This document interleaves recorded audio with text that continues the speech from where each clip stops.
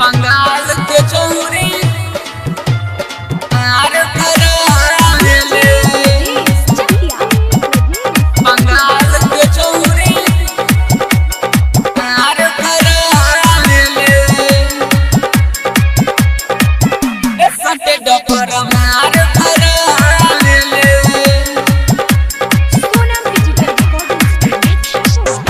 सटे डपर मार करावेले।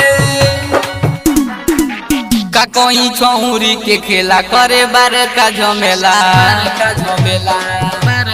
का कोई छौरी के खेला करे बार का झमेला। हाँ छौरी के खेला करे बार का झमेला।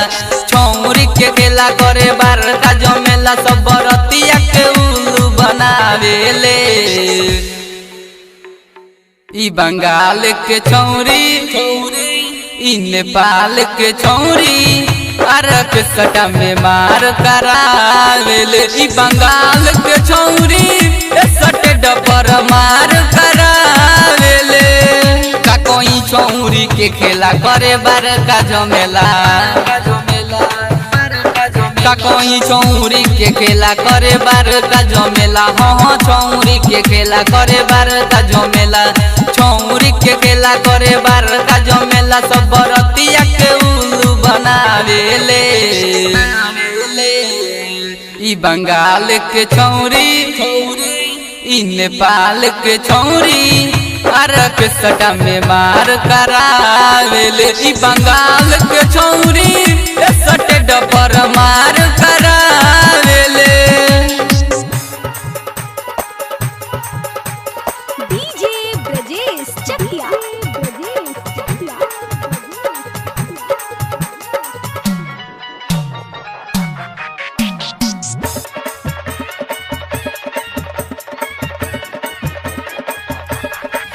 सब बरतिया के पैसा अपना चोली में धरे।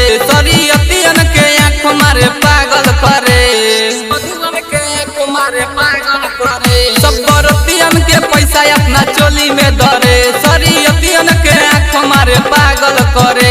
आइल बियाई तो नाचे कर उमर बाटे काचे। सब लइकन के चटनी चटावेले। ई बंगाल के छौरी ई नेपाल के छौरी अरक सटा में मार करावेले। ई बंगाल के छौरी सटे डपर मार करावेले। डीजे ब्रजेश चकिया।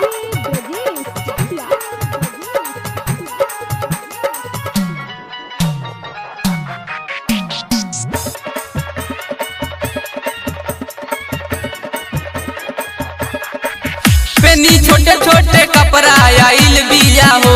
चोलिया के समनई देखावतिया हो।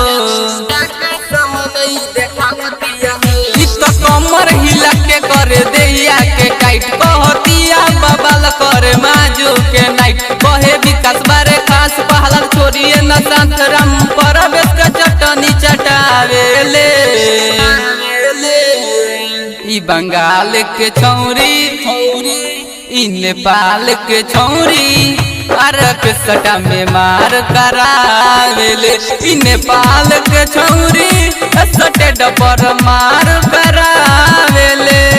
का कोई छौरी के खेला करे बार का झमेला। का कोई छौरी के खेला करे बार का झमेला। हाँ छौरी के खेला करे बार का झमेला। छौरी के खेला करे बार का झमेला। सब बरतिया के उल्लू बनावेले।